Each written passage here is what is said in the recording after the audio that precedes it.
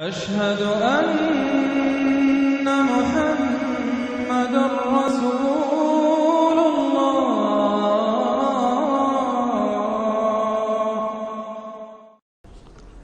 اعوذ باللہ من الشیطان الرجیم. بسم اللہ الرحمن الرحیم. یا ایہا النبی اذا طلقتم النساء فطلقوهن لعدتهن واحصوا العدة واتقوا اللہ ربکم لا تخرجوهن من بیوتهن ولا یخرجن الا ان یاتین بفاحشۃ مبینہ وتلک حدود اللہ ومن یتعد حدود اللہ فقد ظلم نفسہ لا تدری لعل اللہ یحدث بعد ذلك امرا. صدق اللہ العظیم. میں نے کسی موقع پر یہ عرض کیا تھا کہ قرآن مجید میں یہ مکی اور مدنی صورتوں کا جو مزاج ہے، اس میں جو ایک فرق ہے، اس کی تاثیرات میں جو فرق ہے، واقعہ یہ ہے کہ وہ اس دورہ قرآن ہی میں سمجھ میں آتی ہے. ورنہ آدمی جب پڑھتا ہے، تھوڑا تھوڑا کرتا ہوا پڑھتا ہے، تو وہ ساری چیزیں اس تیزی کے ساتھ، اس سیکوینس کے ساتھ سامنے نہیں آتی. بہرحال مکی قرآن کی اپنی ایک شان ہے، مدنی صورتوں کا اپنا ایک رنگ ہے. اس کو میں نے تعبیر کیا تھا کہ دو جنتیں ہیں قرآن میں، جنتان. ایک مکی جنت ہے، ایک مدنی جنت ہے. تو ہم مدنی جنت کی سیر کر رہے ہیں. 8 صورتیں ہم پڑھ چکے ہیں. اب جو آخری 2 صورتیں رہ گئی ہیں اس گلدستے کی، یہ دونوں نہایت حسین جوڑے کی شکل میں ہیں. یہاں جو علامت ہے جوڑا ہونے کی، وہ پہلی تو ایک ہے ظاہری. دونوں صورتیں شروع ہوں گی، سورہ طلاق بھی، سورہ تحریم بھی، یا ایھا النبی، یا ایھا النبی. دوسری یہ کہ دونوں کا موضوع جو ہے وہ اسلام کا معاشرتی نظام ہے. اسلام کا معاشرتی نظام اور خاص طور پر آئلی نظام، آپ کو معلوم ہے اس کی اتنی اہمیت ہے کہ سورہ بقرہ سے بات شروع ہوئی، 4 رکوع وہاں پر مفصل انہی موضوعات پر آئے. پھر سورہ نساء میں مفصل بحثیں آئیں. پھر یہ کہ سورہ نور میں، سورہ احزاب میں، پھر مجادلہ میں ہم نے دیکھا کہ ایک مسئلہ آ گیا زہار کا. اور اب یہاں پر 2 صورتیں مکمل آ رہی ہیں اس 10 صورتوں کے مجموعے میں بھی. تو اس سے اندازہ ہونا چاہیے کہ اس آئلی قوانین کا اور معاشرتی جو ویلیوز ہیں اسلام کی، ان کی کتنی اہمیت ہے اللہ تعالیٰ کے نزدیک. ان میں جو 2 جوڑے کے جو یہ 2 فرد ہیں، تو گھریلو زندگی میں 2 امکانی صورتیں پیدا ہوتی ہیں. ایک تو معتدل تو یہ ہے کہ جو اللہ کے حقوق ہیں ان کو فائق رکھا جائے. اس کے نیچے جو اللہ نے حق شوہر پر بیوی کا رکھا ہے وہ بیوی ادا کرے، جو بیوی پر شوہر کا حق ہے، جو فرض ہے وہ شوہر جو ادا کرے. تو یہ فرائض اور حقوق کا ایک توازن ہے جو اللہ تعالیٰ نے قائم کیا ہے. اگر یہ توازن خوبصورتی سے چل رہا ہے، حدود اللہ جو ہیں وہ ٹوٹ نہیں رہی ہیں، کہیں اس میں کوئی رخنا پیدا نہیں ہو رہا ہے، شوہر بھی بیوی بھی اپنے فرائض دینی کو ادا کرنے میں لگے ہوئے ہیں، چاہے ان میں ہائر لیول پر جا کر تھوڑا سا فرق ہو جاتا ہے. جو عام زندگی ہے اس میں کوئی فرق نہیں ہے. نماز عورت کو بھی پڑھنی ہے، مرد کو بھی پڑھنی ہے، زکوٰۃ مرد کو بھی دینی ہے، عورت کو بھی دینی ہے، روزہ عورت کو بھی رکھنا ہے، مرد کو بھی رکھنا ہے، حج جو ہے وہ فرض ہے. اس کے بعد دعوت و تبلیغ میں آگے تھوڑا سا فرق ہو جائے گا کہ عورتوں کا دائرہ محدود ہو جائے گا. وہ مردوں میں جا کے دعوت و تبلیغ نہیں کریں گی، خواتین میں کریں یا اپنے محرم مردوں میں کریں، لیکن فرضیت قائم رہتی ہے. اور اس سے اوپر جا کر تیسرے لیول پر اور ذرا بالواسطہ ان کا معاملہ ہو جاتا ہے. مردوں کے ذریعے سے وہ اقامت دین کی جو میدان کے اندر معاملے ہیں، جنگیں ہیں اور میدان میں جا کر مقابلے ہیں، وہاں ان کا جو رول ہے وہ بالواسطہ ہو جائے گا. ان کے بیٹے، ان کے بھائی، ان کے شوہروں کو زیادہ سے زیادہ وہ آزادی دیں، انہیں ریلیو کریں اپنے بوجھ سے. اولاد کی پرورش کا بھی سارا بوجھ اپنے اوپر لے لیں. شوہر کا حصہ جو ہے وہ بھی خود ادا کریں تاکہ شوہر یکسو ہو کر اپنا زیادہ سے زیادہ وقت جو ہے اقامت دین کی جد و جہد میں لگا سکے. تو یہ تو ہے نارمل جو چاہیے. اب اب نارملٹی یا ادھر ہوگی یا ادھر ہوگی. ایک طرف کو ہوئی، فرض کیجئے لیفٹ کی طرف ہو گئی. اس کی معنی کیا ہے کہ مزاج نہیں مل رہا، ہر وقت کی چکچک ہے، خامخواہ جو ہے گھر جو ہے اس کے اندر اختلاف ہی اختلاف ہے، ہر وقت کی لڑائی چل رہی ہے. تو اس سے بہتر ہے طلاق ہو جائے. وہ ہے طلاق، سورہ طلاق، کہ خامخواہ اس قسم کے مسئلوں میں. لیکن یہ کہ طلاق جو آخری شکل ہے اس کے کچھ حدود ہیں، قیود ہیں، ضوابط ہیں، قواعد ہیں، قوانین ہیں، ان کی پوری پابندی ہو. جیسا کہ سورہ نساء میں ہم دیکھ چکے ہیں کہ اگر وہ علیحدہ ہو جائیں تو اللہ دونوں کو غنی کر دے گا، اس کو بھی اور اس کو بھی، اس کے لیے بھی کوئی بہتر، شوہر کے لیے بہتر کوئی بیوی عطا کر دے گا اور اس بیوی کو کوئی شوہر بہتر عطا کر دے گا۔ ایک دوسری انتہا یہ ہوتی ہے کہ شوہر اپنی بیویوں کی اتنی دلجوئی کرے، اتنی ان کی جو ہے پیمپرنگ جس کو کہتے ہیں کرے، کہ اس میں حدود اللہ بھی ختم ہو جائیں، شریعت کے تقاضے بھی ختم ہو جائیں، شریعت کے احکام بھی کہیں جو ہے پامال ہو جائیں۔ سب سے بڑھ کر یہ کہ جو اپنے فرائض ہیں، دعوت و اقامت دین کی جد و جہد کو ان کو ادا نہ کر سکے، تو اہل و عیال کا اتنا لحاظ، یہ غلط ہے۔ تو دو انتہاؤں کو یہاں پر لیا گیا ہے۔ پہلی انتہا میں بھی بات کی گئی حضور سے، دوسری میں بھی، اگرچہ پہلے کا سوال حضور کے لیے ہے ہی نہیں، حضور نے نہ کوئی طلاق دی نہ آپ کو طلاق دینے کی اجازت تھی، اس لیے کہ آپ کی ازواج مطہرات جو ہیں وہ تو امت کے لیے ماؤں کی حیثیت سے ہیں، اور سورہ احزاب میں ہم پڑھ چکے ہیں کہ وہ کسی اور سے بعد میں نکاح نہیں کر سکتی تھی، تو طلاق دینے کا سوال نہیں، اسی لیے آپ کو 4 کی جو وہ حد ہے، لمٹ ہے، اس سے بھی آگے بڑھ کر مزید نکاح کرنے کی اجازت دی گئی تھی۔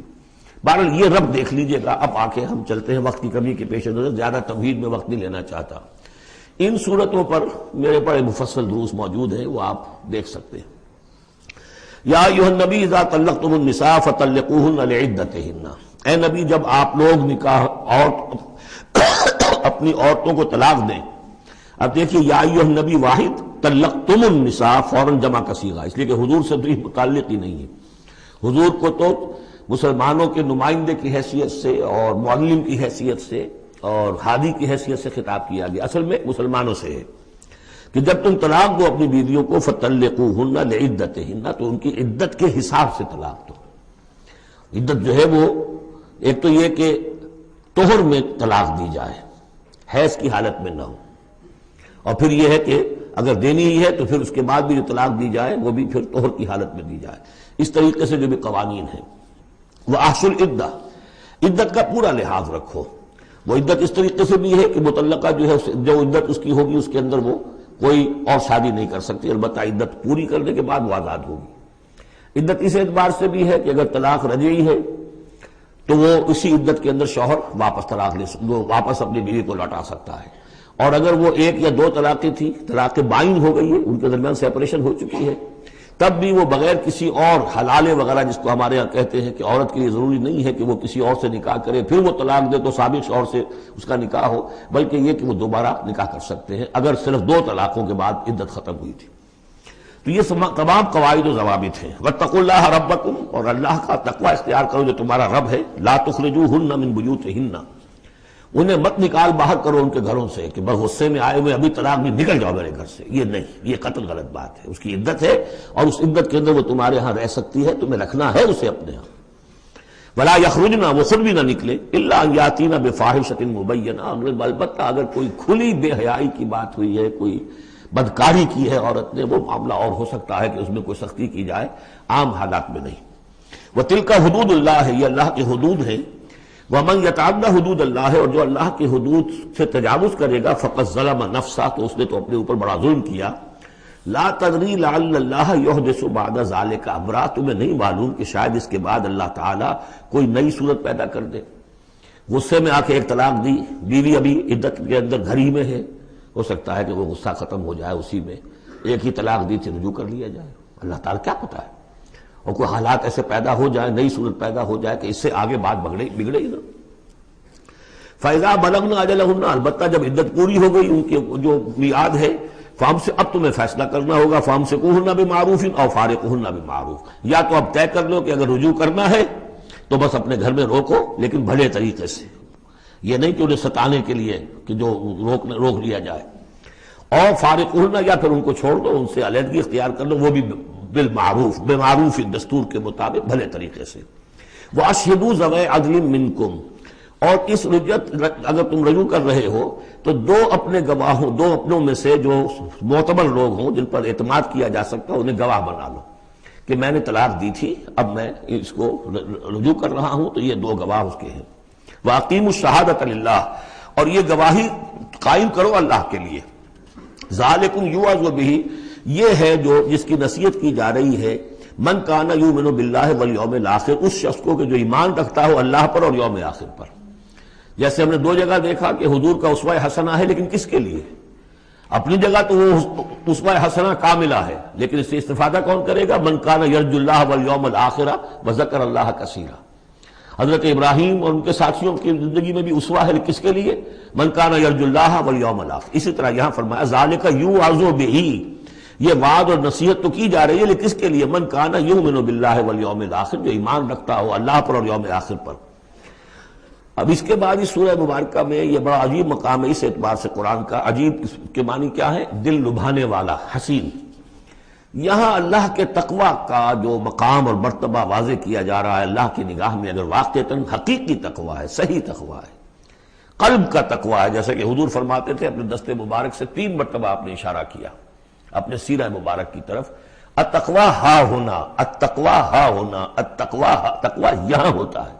دل میں تقوی ہے تو تقوی ہے، باقی لباس اور وضاقتہ یہ ساری متقیوں کسی بنا لی اور اندر کا معاملہ نہیں ہے تو یہ بہروپ ہے، یہ تقوی نہیں ہے۔ لیکن حقیقی تقوی ہو تو پھر اس کا کیا مقام ہے؟ اب دیکھیے پہلی بات آ رہی ہے، وَمَن يَتَّقِ اللَّهَ يَجْعَلْ لَهُ مَخْرَجًا، جو شخص اللہ کا تقوی اختیار کرے گا اللہ اس کے لیے راستہ پیدا کر دے گا، جہاں بالکل نظر نہیں آئے گا کہ کوئی راستہ، اللہ راستہ پیدا کر دے گا۔ بالکل نظر نہیں آ رہا تھا موسیٰ کے ساتھیوں کو کہ اب کیسے بچیں گے، پیچھے لشکر آگے، آگے سمندر ہے، اللہ نے راستہ پیدا کیا۔ خود حضرت ابو بکر کا جو حال ہو گیا تھا کہ حضور اگر انہوں نے ذرا بھی دیکھ لیا، نیچے اپنے قدموں کی طرف بھی نگاہ ڈالی تو ہم نظر آ جائیں گے، آپ نے فرمایا لا تحزن ان اللہ معنا، راستہ نکالتا اللہ۔ پھر حضور گئے طائف، لیکن وہاں سے خالی ہاتھ آئے، مدینے میں اللہ نے خود ہی کھڑکی کھول دی، 6 آدمی ایمان لے آئے، آپ گئے ہی نہیں اور وہاں انقلاب بھی آ گیا۔ عظیم، اس اعتبار سے اللہ مخرج پیدا کرتا ہے۔ تم صحیح طریقے پر چلتے رہو، تقوی اختیار کرو، صحیح راستے پر جد و جہد کرو، یہ کام اللہ پر چھوڑو، کب اسے منظور ہے اس کا کامیاب ہونا؟ جب ہوگا وہ راستہ ایسا کھول دے گا کہ تمہیں گمان بھی نہیں ہوگا۔ وَيَرْزُقْهُ مِنْ حَيْثُ لَا يَحْتَسِبُ، اور اسے رزق دے گا وہاں سے جہاں سے اسے گمان بھی نہیں ہوگا۔ اقامت دین کی جد و جہد ہو، غلبہ دین کی جد و جہد ہو، اپنے آپ کو ان صلاتی و نسکی و محیایا و مماتی اس کا فیصلہ کرنا ہو تو سب سے بڑی رکاوٹ آتی کھائیں گے کیا؟ تو اللہ تو کہتا ہے راضی میں ہوں، ہے ایمان اور یقین اس پر، کر کے دیکھو تو صحیح، اس پر اعتماد تو کرو۔ لیکن یہ کہ اس پر اعتماد کرنا، توکل، بڑی مشکل بات ہے۔ وہ تو جتنا ایمان ہوگا اتنا ہی اعتماد ہوگا، اور گہرا ایمان ہوگا گہرا اعتماد ہوگا۔ وَمَن يَتَّقِ اللَّهَ يَجْعَلْ لَهُ مَخْرَجًا وَيَرْزُقْهُ مِنْ حَيْثُ لَا يَحْتَسِبُ وَمَن يَتَوَكَّلْ عَلَى اللَّهِ فَهُوَ حَسْبُهُ۔ یہ تو ابھی تقوی والے کی بات ہے کہ وہ وہاں سے رزق دے گا جہاں سے اسے ملے گا بھی نہیں، اور جس نے اللہ پر توکل کر لیا تو وہ اس کے لیے بہت کافی ہو جائے گا۔ توکل کر کے تو دیکھو، حسبہ، وہ اس کے لیے کافی ہے۔ یہاں تک فرمایا ہے حدیث قدسی میں، حدیث میں، من کان فی حاجت اخیہ کان اللہ فی حاجتہ، اگر کوئی مسلمان اپنے کسی بھائی کی ضرورت پوری کرنے میں لگ رہا ہے، اپنا وقت صرف کر رہا ہے، اللہ اس کی ضرورت پوری کرنی شروع کر دیتا ہے۔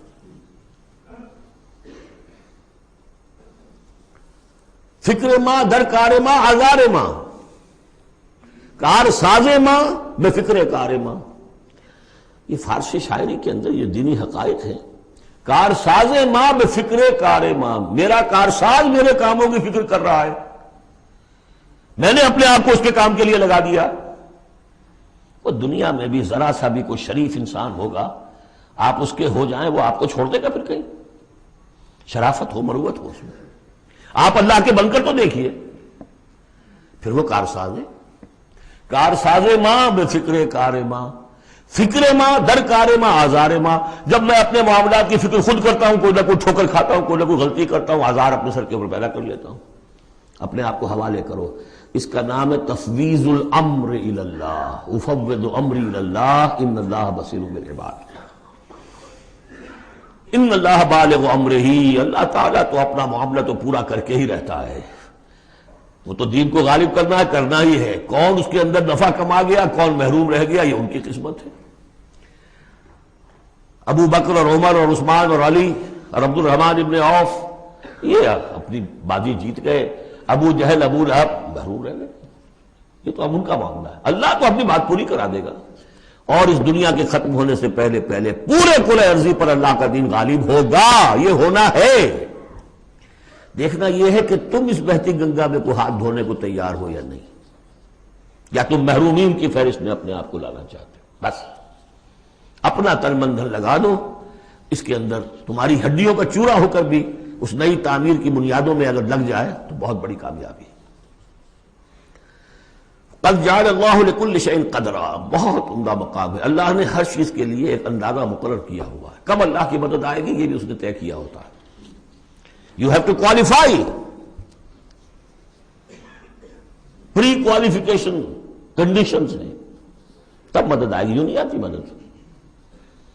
اپنا سب کچھ لگا دو پھر کہو کہ اللہ میری 15 برس کی کمائی کل میدان میں نے وجود ڈالی ہوئی ہے، 15 برس کی کمائی، دن کی اور رات کی کوششیں ہیں میری، صبح اور شام کی کوششیں ہیں میری، 15 برس وہ میدان میں نے لا کے ڈال دی ہے۔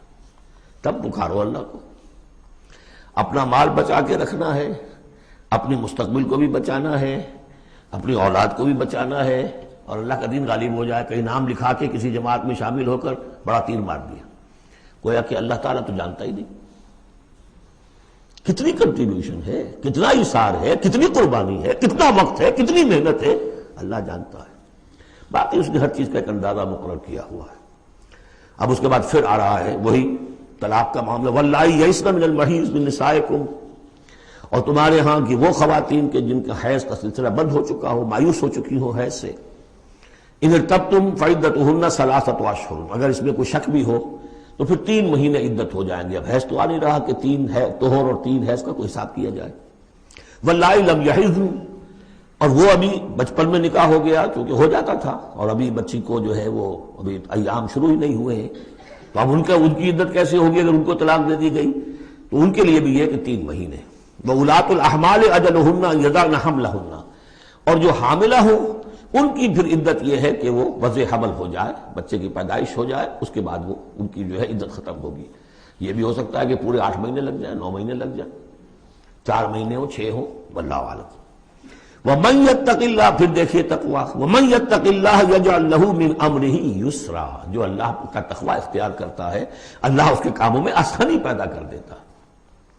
فَسَنُيَسِّرُهُ لِلْيُسْرَىٰ، ذالک امر اللہ انزلہ الیکم، یہ اللہ کا حکم ہے جو اس نے نازل کر دیا ہے تمہاری طرف، اللہ یہ ذمہ داری لے رہا ہے اپنے اوپر۔ ومن یتق اللہ یکفر عنہ سیئاتہ، اور جو اللہ کا تقوی اختیار کرے گا اللہ تعالیٰ اس کی برائیوں کو، اب یہ آخرت کا معاملہ ہو رہا ہے، اس کی برائیوں کو، اس کے گناہوں کو اس کے نامہ اعمال سے دھو دے گا۔ ویعظم لہ اجرا، اور اس کے لیے بہت بڑا اجر اور ثواب ہے جو عطا کرے گا۔ اسکنوہن من حیث سکنتم من وجدکم، اب کسی عورت کو طلاق دی ہے، ایک طلاق دی ہے، عدت میں رکھنا ہے گھر میں، وہ پہلے آ چکا ہے، لیکن گھر میں ایسا نہ ہو کہ کہیں کسی ملازمہ کی کوٹڑی میں ڈال دو اس کو۔ اسکنوہن من حیث سکنتم، وہیں رکھو جہاں تم رہتے ہو، من وجدکم، جو بھی تمہاری جو مقدور ہے اس کے مطابق، اسی سٹیٹس کے ساتھ۔ ولا تضاروہن لتضیقوا علیہن، اور انہیں کوئی تکلیف نہ پہنچاؤ کہ ان پر تنگی کر دو کہ وہ خود ہی جلدی سے روانہ ہو جائیں، گھر چھوڑ کے نکلنے پہ مجبور ہو جائیں۔ وَإِن كُنَّ أُولَاتِ حَمْلٍ، اور اگر وہ حاملہ ہوں، فَأَنفِقُوا عَلَيْهِنَّ، تو اب ان کے اوپر خرچ کرو، ان کا دان نفقہ وہ تمہارے ذمے ہے۔ حَتَّى يَضَعْنَ حَمْلَهُنَّ، یہاں تک کہ پھر وہ واضح حمل سے فارغ ہو جائیں۔ فَإِنْ أَرْضَعْنَ لَكُمْ، پھر اگر وہ تمہارے لیے، تمہارے بچہ تو تمہارا ہے، اس کو اگر دودھ پلاتی ہیں، فَآتُوهُنَّ أُجُورَهُنَّ، تو انہیں ان کا اجر اور ان کا بدلہ عطا کرو۔ وَاعْتَبِرُوا بَيْنَكُمْ بِمَعْرُوفٍ، اور آپس میں مشورہ کر لیا کرو بڑے بھلے طریقے سے۔ اگر طلاق بھی ہو گئی کوئی بات نہیں، انسان تو ہے نا، انسانی سطح پر، اب شوہر بیوی نہیں رہے لیکن انسان تو ہے، انسانی سطح کے اوپر بات کر لی جائے۔ وَاعْتَبِرُوا بَيْنَكُمْ بِمَعْرُوفٍ وَإِن تَعَاثَرْتُمْ، اور اگر کہیں ایسی زدم زدہ ہو جائے کہ بیوی کہ میں تو دودھ نہیں پلاتی یا کوئی اور مسئلہ ہو، فَسَتُرْضِعُ لَهُ أُخْرَىٰ، تو پھر کوئی اور عورت جو ہے اس کو دودھ پلائے۔ لِيُنْفِقْ ذُو سَعَةٍ مِّن سَعَتِهِ، اب اس تمام معاملے میں جو بھی شوہر ہے وہ خرچ کرے، جو وسعت والا ہے وہ اپنی وسعت کے مطابق خرچ کرے، جو اس کا بھی سطح اللہ نے اسے دی ہے اس کے مطابق۔ وَمَنْ قُدِرَ عَلَيْهِ، اور جس کے اوپر اللہ تعالیٰ نے رزق کی کوئی تنگی رکھی ہے، ناپ تول کر دے رہا ہے، کوئی فراوانی نہیں ہے، تو فَلْيُنْفِقْ مِمَّا آتَاهُ اللَّهُ، تو وہ خرچ کرے اس میں سے جو اللہ نے اس کو دیا ہے۔ لَا يُكَلِّفُ اللَّهُ نَفْسًا إِلَّا مَا آتَاهَا، اللہ تعالیٰ کسی جان کو ذمہ دار نہیں بنائے گا مگر اسی حد تک جو کچھ کہ اس نے اسے دے رکھا ہے۔ کشادگی دی ہے تو اپنی اس بیوی جو ہے مطلقہ اس کے اوپر تم رکھو، کشادگی رکھو، تنگی ہے تو ٹھیک ہے اس حساب سے دو، اللہ تو جانتا ہے۔ سَيَجْعَلُ اللَّهُ بَعْدَ عُسْرٍ يُسْرًا، یقیناً اللہ تعالیٰ جو ہے اس کے لیے سختی کے بعد آسانی بھی پیدا کر دے گا۔ وَكَأَيٍّ مِّن قَرْيَةٍ أَتَتْ أَمْرَ رَبِّهَا، اور کتنی ہی بستیاں ایسی ہیں جنہوں نے اپنے رب کے حکم سے سرکشی کی، وَرُسُلِهِ، اور اپنے رسولوں سے سرتابی کی، ان کا کفر کیا، فَحَاسَبْنَاهَا حِسَابًا شَدِيدًا وَعَذَّبْنَاهَا عَذَابًا نُكْرًا، تو ہم نے پھر ان سے محاسبہ کیا، ان کا بہت شدید محاسبہ، اور ہم نے ان پر آفت ڈالی اور عذاب بھیجا ان پر بہت بڑا عذاب۔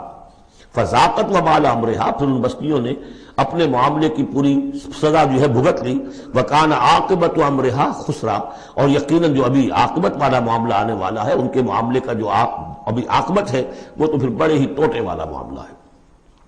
اعد اللہ لهم عذابا شدیدا، اللہ تعالیٰ نے ان کے لیے بڑے شدید عذاب کو تیار کیا ہوا۔ فاتقوا اللہ یا اولی الالباب، تو اے ہوش مندو اللہ کا تقوی اختیار کرو، وہی تقوی جس کے اوپر 4 مختلف طور سے بات ہو چکی ہے۔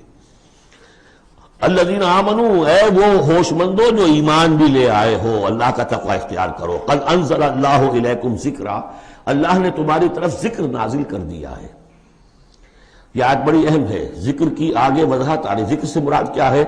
رسولا یتلو علیکم آیات اللہ مبینات لیخرج الذین آمنوا وعملوا الصالحات من الظلمات الی النور، رسول کہ جو پڑھ رہا ہے آیات اللہ کی تم پر، تمہیں سنا رہا ہے، اور وہ آیات بینات ہیں تاکہ نکالے وہ تمہیں، ان لوگوں کو جو ایمان لائے اور جنہوں نے نیک عمل کیے، اندھیروں سے نور کی طرف۔ تو ذکرہ، قد انزلنا الیکم ذکرہ، اور ذکرہ کی وضاحت رسولا یتلو علیکم آیات اللہ مبینات، یہی بات پھر آگے جا کے سورہ بینہ میں آئے گی، ابھی صرف نوٹ کر لیجئے، پھر جا کر بات پوری واضح وہاں ہوگی۔ وَمَن يُؤْمِن بِاللَّهِ وَيَعْمَلْ صَالِحًا يُدْخِلْهُ جَنَّاتٍ تَجْرِي مِن تَحْتِهَا الْأَنْهَارُ خَالِدِينَ فِيهَا أَبَدًا، اور جو کوئی اللہ پر ایمان رکھتا ہے اور نیک عمل کرتا ہے، اور نیک عمل سے مراد ایمان کے جملہ تقاضے ہیں۔ اب نیک عمل جب مکے میں جب تک تھے حضور، نیک عمل کیا تھا؟ ابھی شراب بھی حرام نہیں ہے، جوا بھی حرام نہیں ہے، سود بھی حرام نہیں ہے، پہلے 10 برس نماز پنج گانا بھی نہیں ہے۔ اس وقت نیک عمل کا کیا مطلب ہے؟ اللہ پر ایمان اور اس کی دعوت، اور تکلیف آئے تو استقامت اور جھیلنا۔ نماز آئی تھی، رات کو کھڑے رہا کرو اللہ کے سامنے، اس وقت کا نیک عمل یہ تھا۔ اب جیسے جیسے آیا مدینے میں آ گئے، اب جہاد ہے، قتال ہے، انفاق ہے، مال خرچ کرو، اب روزہ بھی فرض کیا گیا، اب نماز پنج گانا بھی جو ہے 2 سال پہلے ہو چکی ہے، اب تمہارے اوپر زکوٰۃ بھی ایک نصاب کے حساب سے آ گئی ہے، عشر بھی آ گیا ہے، اب یہ ہے۔ تو جس وقت دین کا جو تقاضا ہے وہ پورا کرنا، جملہ تقاضے وہ عمل صالح ہے۔ ہمارا تصور یہ ہوتا ہے جہاں قرآن میں عمل صالح آیا، نماز، روزہ، ذکر، یہ اذکار، یہ ہمارے ذہن میں آتا ہے، ہم اس کو پڑھتے ہیں اپنے ذہن میں صرف ان چیزوں کے حوالے سے، جبکہ عمل، جدوجہد، محنت، وہ ہر جگہ جو حکم ہے جس وقت کا حکم ہے۔ وَمَن يُؤْمِن بِاللَّهِ وَيَعْمَلْ صَالِحًا يُدْخِلْهُ جَنَّاتٍ تَجْرِي مِن تَحْتِهَا الْأَنْهَارُ خَالِدِينَ فِيهَا أَبَدًا، وہ داخل کرے گا ان باغات میں جن کے نیچے ندیاں بہتی ہوں گی، اور اس میں وہ رہیں گے ہمیشہ ہمیش، ابدا۔ قد احسن اللہ له رزقا، اللہ تعالیٰ نے اس کے لیے بڑا عمدہ رزق فراہم کیا ہے۔ اب ایک آیت آ رہی ہے جو آیات متشابہات میں سے ہے، تاحال اللہ الذی خلق 7 سماوات، جیسے تو یہ کہ 7 آسمانوں کا معاملہ بھی میں بار بار عرض کرتا رہا ہوں کہ ابھی آیات متشابہات میں شمار ہوگا۔ وَمِنَ الْأَرْضِ مِثْلَهُنَّ، اللہ تعالیٰ نے 7 آسمان بنائے ہیں اور زمین میں سے بھی اتنی ہی، ویسی ہی، گویا کہ زمینیں بھی کوئی 7 زمینیں ہیں۔ اب اس پر یہ ہے کہ مختلف مفسرین نے اپنے اپنے اندازے، زمین کے 7 طبقات ہیں یا کچھ اور، لیکن بہرحال ابھی ہم نہیں سمجھ سکیں گے، کوئی 7 زمینیں بھی ہیں، کسی وقت آخر یہ حقیقت منکشف ہو جائے گی۔ یتنزل الامر بینہن، اور یہ آسمان اور زمین کے درمیان اللہ کا امر نازل ہوتا ہے، جیسا کہ ہم پڑھا ہے سورہ سجدہ میں، یدبر الامر من السماء الى الارض ثم یعرج الیہ فی یوم کان مقدارہ 1000 سنۃ مما تعدون، یہ 1000 سال کی اللہ تعالیٰ کی ایک پلاننگ ہوتی ہے، آسمان سے زمین کی طرف اس کا فیصلہ جو ہے وہ آتا ہے، فرشتے لے کر آتے ہیں، تنفیذ ہوتی ہے، اور پھر یہ کہ وہ امر جو ہے اٹھا لیا جاتا ہے۔ اب اگلے 1000 سال کا دوسرا امر ہے جو اللہ کی طرف سے اگلے دن کا لیے طے ہو چکا ہے۔ لِتَعْلَمُوا أَنَّ اللَّهَ عَلَىٰ كُلِّ شَيْءٍ قَدِيرٌ، تمہیں اس کا یقین رہنا چاہیے کہ اللہ تعالیٰ ہر چیز پر قادر ہے۔ میں نے یہ بات عرض کی ہے کہ دو صفات اللہ کی ہیں جس میں یہ انتہائی اہمیت کے ساتھ عَلَىٰ كُلِّ شَيْءٍ قَدِيرٌ بِكُلِّ شَيْءٍ عَلِيمٌ، ان دو صفات کا تو مراقبہ اتنا گہرا ہونا چاہیے کہ کبھی شک نہ آنے پائے کسی چیز کے بارے میں۔ وَأَنَّ اللَّهَ قَدْ أَحَاطَ بِكُلِّ شَيْءٍ عِلْمًا، دیکھیے دوسری بھی آ گئی علم، اور یہ کہ اس نے ہر شے کا اس کے علم کا احاطہ کیا ہوا ہے، نہ اس کی قدرت سے